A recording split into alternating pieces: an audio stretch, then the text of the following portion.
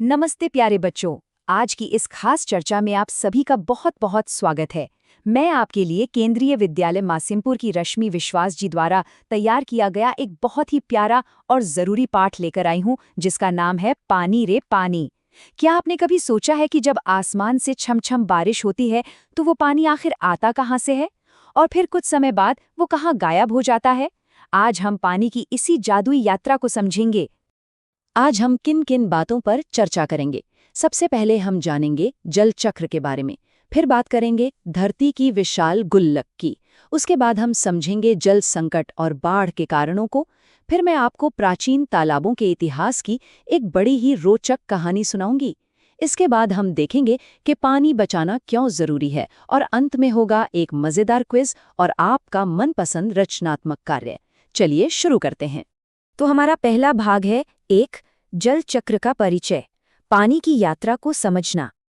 अपनी विज्ञान की किताबों में आपने जल चक्र का चित्र तो जरूर देखा होगा, है ना? पर इस कहानी को आगे बढ़ाने से पहले आइए 3 जरूरी शब्दों को समझ लेते हैं। पहला शब्द है जल चक्र, जिसका मतलब है पानी का गोल गोल घूमकर वापस आना, बिल्कुल एक पहिए की तरह। दूसरा शब्द है भाप, यानी जब पानी बहुत गर्म होकर गैस बन जाता है।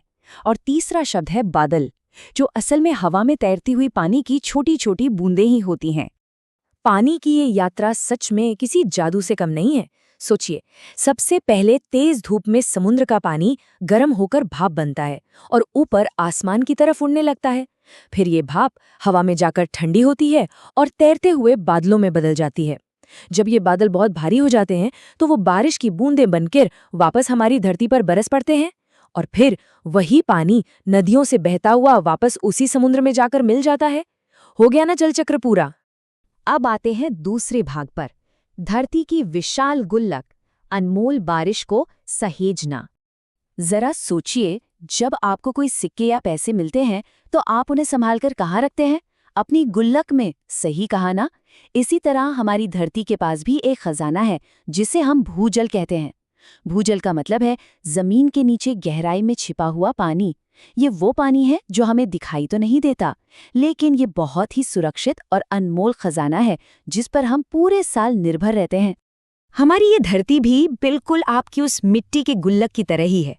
जैसे आप अपनी गुल्लक में भविष्य के लिए सिक्के और नोट बचाते हैं, वैसे ही हमारी धरती की मिट्टी बारिश के अनमोल पानी को झीलों और तालाबों के जरिए सोख लेती है, और फिर ये पानी जमीन के नीचे जाकर पूरे साल के लिए जमा हो जाता है। है ना कमाल की बात?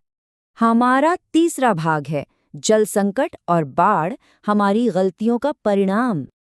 पर बच्चों, दुख की बात यह है कि हम इंसानों ने जमीन के लालच में इस छिपे हुए खजाने की कदर करना छोड़ दिया है, और इसी का नतीजा है अकाल।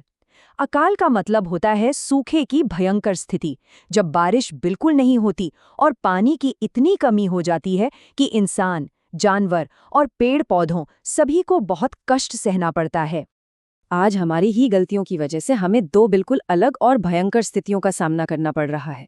एक तरफ गर्मियों में पानी की कमी हो जाती है, नल सूख जाते हैं, लोगों को रात रात भर पानी के लिए जागना पड़ता है, और शहरों में तो अब पानी बिकने भी लगा है।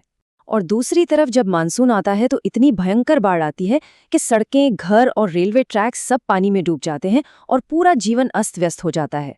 ये सब इसलिए हो रहा है क्योंकि हमने प्रकृति के संतुलन को बिगाड़ दिया है। अब बढ़ते हैं चौथे भाग की ओर, प्राचीन तालाबों का इतिहास, 4 भाइयों की प्रेरक कहानी।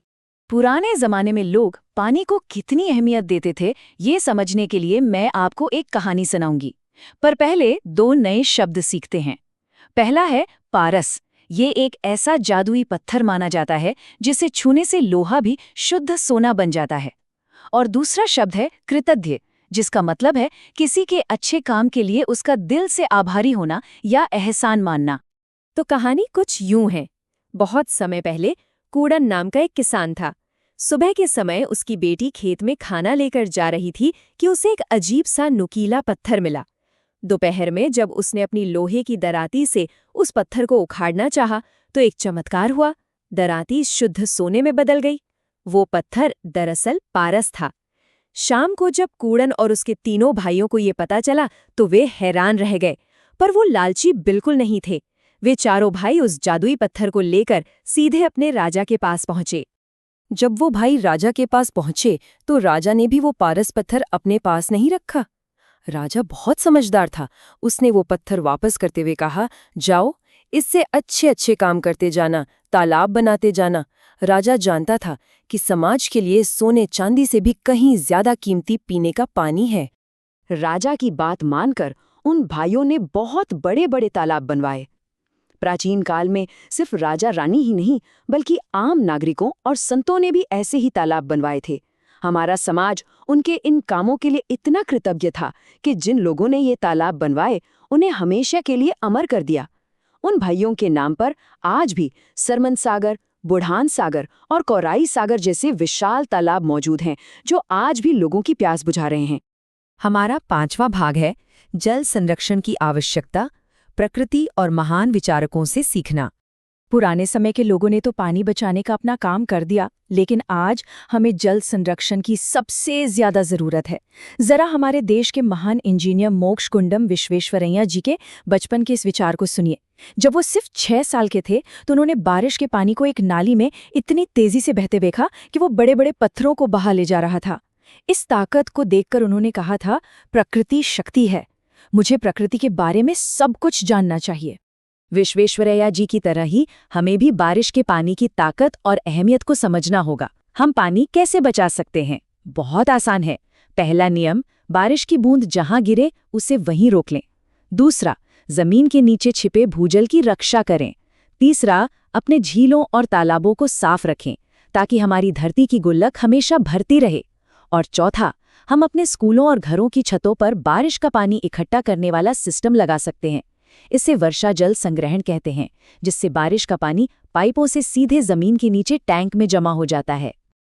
अब बारी है हमारे छठे और आखिरी भाग की, प्रश्नोत्तरी और रचनात्मक कार्य। आइए अपनी समझ को परखें। तो चलिए देखते हैं आज आपने कितना ध्यान से सुना। मेरा पहला सवाल है, धरती के नीचे जो पानी का खजाना है यानी हमारा भूजल भंडार, वो आखिर कैसे भरता है? जरा धरती की उस गुल्लक को याद कीजिए। आपके विकल्प हैं, क्या वो क नल सूख जाने से भरता है, ख पानी बरसने से, ग तालाब और झीलों से, या फिर घ बाढ़ आने से? सोचिए सोचिए। जी हाँ, बिल्कुल सही। जब बारिश का पानी हमारे तालाबों और झीलों में जमा होता है तभी तो वो धीरे धीरे रिस कर जमीन के नीचे जाता है। तो सही उत्तर है पानी बरसने से और तालाब और झीलों से। अब आता है हमारा दूसरा सवाल। पाठ में एक जगह कहा गया है कि इस बड़ी गलती की सजा अब हम सबको मिल रही है। यहाँ आखिर इंसानों की किस गलती की बात हो रही है? क्या हमने क जल चक्र को नहीं समझा, या ख बहुत ज्यादा पानी इस्तेमाल किया, ग तालाबों को कचरे से पाटकर नष्ट कर दिया, या फिर घ भूजल भंडारण के बारे में सोचा ही नहीं? बिल्कुल ठीक पहचाना आपने। इसका सही उत्तर ग और घ है। हमने लालच में अपने तालाबों को कचरे से भर दिया और जमीन के नीचे पानी सहेजने के बारे में कभी विचार ही नहीं किया। आप सबने बहुत ही बढ़िया जवाब दिए। अब आपके लिए एक छोटा सा और मजेदार काम है। अपनी कॉपी में एक बहुत सुंदर सा चित्र बनाइए जिसमें जल चक्र दिखाया गया हो, सूरज, समुद्र, बादल, बारिश, नदी और आपका प्यारा सा घर। और हाँ, उसमें अच्छे अच्छे रंग भरना मत भूलिएगा। अंत में मैं आपको एक सवाल के साथ छोड़ना चाहती हूँ। क्या हम अपने इस प्यारी धरती को ऐसे ही सूखने देंगे, या क्या आप वो समझदार पीढ़ी बनेंगे जो अपनी धरती की गुल्लक को फिर से पानी से लबालब भर देगी? मुझे पूरा विश्वास है कि आप पानी जरूर बचाएंगे। आज के इस चर्चा में मेरे साथ जुड़ने के लिए बहुत बहुत धन्यवाद। सीखते रहिए और हमारी प्रकृति का सम्मान करते रहिए।